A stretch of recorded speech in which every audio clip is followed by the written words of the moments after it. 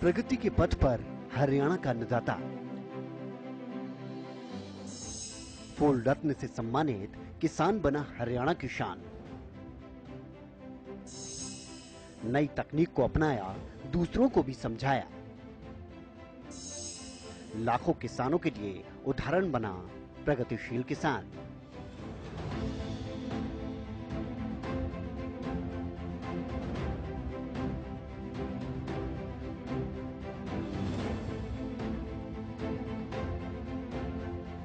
एक समय था जब खेती को घाटे का सौदा कहा जाता था। खर्चा और लागत ज्यादा थी और मुनाफा बेहद कम। ऐसे में केंद्र सरकार और राज्य सरकारों ने किसानों को प्राकृतिक खेती के लिए प्रोत्साहित करना शुरू किया। किसानों को आर्थिक तौर पर मदद भी की गई, तो उन्हें खेती की नई तकनीक से भी जागरूक करवाया। धीरे धीरे किसान प्राकृतिक खेती की ओर आकर्षित हुए और अपनी आय को भी दोगुना किया।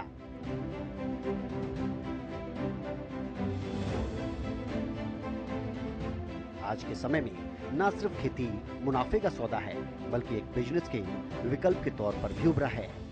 अब किसान ही नहीं, बल्कि पढ़े लिखे लोग भी खेती की ओर अग्रसर हो रहे हैं और अपनी आय बढ़ाने का काम कर रहे हैं। यमुनानगर के एक गांव करेड़ा खुर्द के रहने वाले कृष्ण लाल पेशे से एक डॉक्टर हैं, जो अपने ही गांव में क्लिनिक चलाते हैं। उनके दो बेटे हैं। एक ने यमुनानगर शहर में निजी अस्पताल खोल रखा है, तो दूसरे लड़के ब्रजेश ने बीटेक की पढ़ाई करके साल 2016 में पॉली हाउस की खेती करके अपनी किस्मत आजमाई।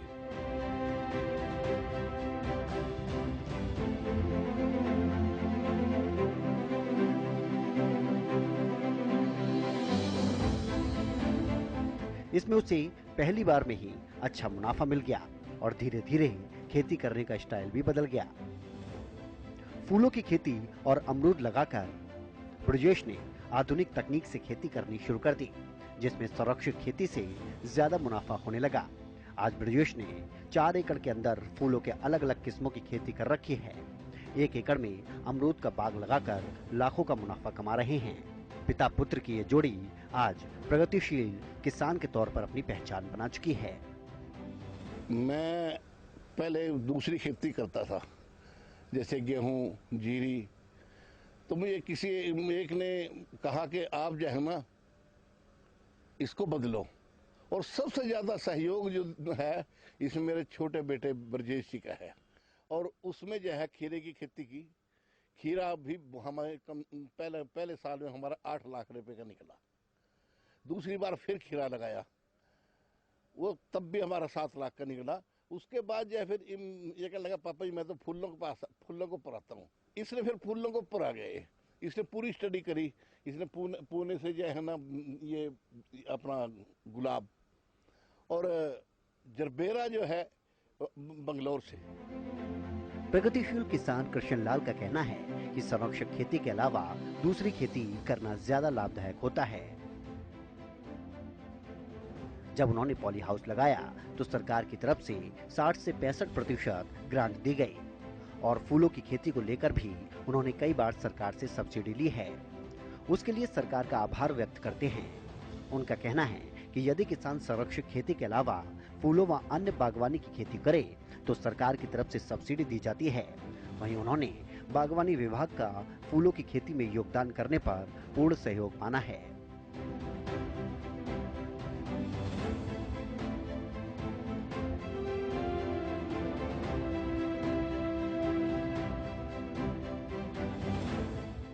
उनके पिता गांव में ही डॉक्टरी का काम करते हैं और उनकी समय समय पर सहायता भी करते हैं। ब्रजेश अपनी खेती सूक्ष्म सिंचाई द्वारा करते हैं, जिसमें पानी की काफी बचत होती है और ब्रजेश फूलों को अलग अलग शहरों में बेचने के लिए जाते हैं, जिससे वो अच्छा मुनाफा कमा लेते हैं।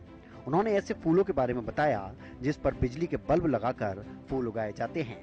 शादी के सीजन में फूलों से अच्छी कमाई हो जाती है। उन्होंने कहा कि सरकार की तरफ से समय समय पर उनको सहायता मिलती रहती है। सरकार का उन्हें भरपूर प्रोत्साहन मिल रहा है। सरकार की तरफ से कृष्ण लाल को फूल रत्न से भी नवाजा गया है, जिसमें 1 लाख का चेक भी उनको दिया गया। 2016 के अंदर 15 के अंदर हमने ये सोचा कि इस खेती को आप बदल कर देखते हैं। हमने इसको सबसे पहले एक पॉली हाउस का हमने स्टडी किया, मॉडल पॉली हाउस का मॉडल स्टडी किया। तो उसके बाद हमने ये देखा कि इसके अंदर हम 1 एकड़ से 10 से 15 लाख रुपए की मिनिमम आउटपुट निकाल सकते हैं। तो 15 लाख रुपए की आउटपुट का मतलब है कि अगर मैं इसको परसेंटेज के हिसाब से भी लेके चलूं तो 70 से 80 हजार रुपए पर मंथ की इनकम हम एक पॉली हाउस से निकाल सकते हैं।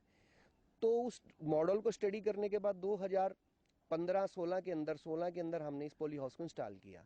उसके अंदर हमने खीरा लगाया, खीरे में हमें अच्छा बेनिफिट हुआ। फिर उसके बाद जो खीरा का बेनिफिट हुआ, उसके बाद एक बार फिर खीरा लगाया, उसमें भी अच्छा बेनिफिट हुआ। फिर हमने एक पॉली हाउस और लगाया, उसमें भी पहली बार दूसरी बार खीरा ही किया। एक्चुअल में मेरी बैकग्राउंड एक बिजनेसमैन की है। बिजनेसमैन के हिसाब से मैं ये सोचता हूँ कि मेरी प्रोडक्शन, एक बार मैंने कोई पैसा इन्वेस्ट कर दिया तो रोज मेरा मटेरियल जाना चाहिए, रोज मेरे पास पैसा आना चाहिए, रोज का सिस्टम डेवलप होना चाहिए, जैसे एक फैक्ट्री का सिस्टम होता है। क्योंकि मैंने इसको एक किसानी की तरह से लिया नहीं, मैंने एक बिजनेस मॉडल तैयार किया है इसका। तो हम फूल पर आ गए। फूल हमने सबसे पहले गुलाब लगाया 1 एकड़ के अंदर, फिर आधे एकड़ के अंदर गुलाब लगाया, फिर जरबेरा लगाया 1 एकड़ के अंदर, फिर आधे एकड़ के अंदर फिर जरबेरा लगाया। अब मेरे पास 1.5 एकड़ गुलाब है और 1 एकड़ ओपन के अंदर है और 1.5 एकड़ मेरे पास जरबेरा है। फिर जैसे हमारे पास एक लैंड ये पड़ी थी, यहाँ पर, यहाँ अमरूद लगाया हमने। अमरूद क्यों लगाया, ये मैं जैसे मैंने आपको बताया कि एक आड़ी तिरछी लैंड थी, इसका जो स्ट्रक्चर है ना बिल्कुल स्क्वायर नहीं है, यहाँ पोली हाउस नहीं लग सकता, ना यहाँ हम गेहूं जीरी कर सकते हैं। उसका कारण क्या है कि बीच में साइड में लैंड थी, गेहूं जीरी हो नहीं सकती थी, तो इसलिए हमने यहाँ पे अमरूद लगाया। अब अमरूद के अंदर भी हम 1.5 से 2 लाख रुपए की आउटपुट साल की ले रहे हैं। अमरूद एक बार लगाया, उसके बाद आउटपुट इसकी 15 साल चलेगी। और हमने ओपन के अंदर 1 एकड़ का गुलाब लगा रखा है।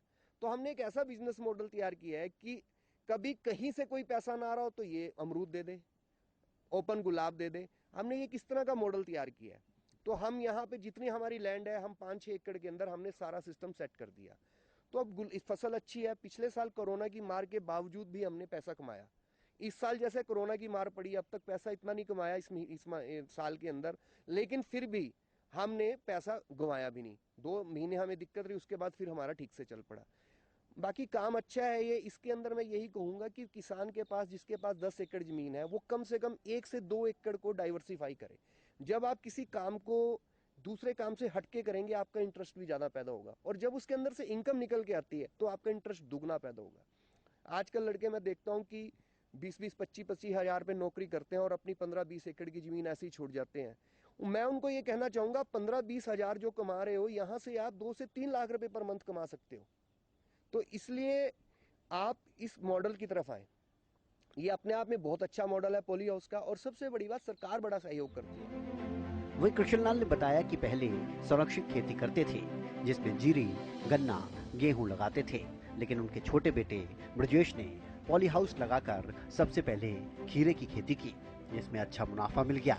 ब्रजेश ने दूसरे शहरों से फूलों के पौधे मंगवाकर फूलों की खेती शुरू कर दी और आज अच्छा मुनाफा कमा रहे हैं। सब्जियों और फलों का उत्पादन करने के साथ साथ अब क्षेत्र के किसान फूलों की खेती पर अपना भविष्य संवारने में पीछे नहीं हट रहे। प्रगतिशील किसान का कहना है कि जूटे के फूल के साथ साथ वो कई महंगी किस्मों के फूलों की खेती कर आर्थिक दशा को भी सुधार सकते हैं।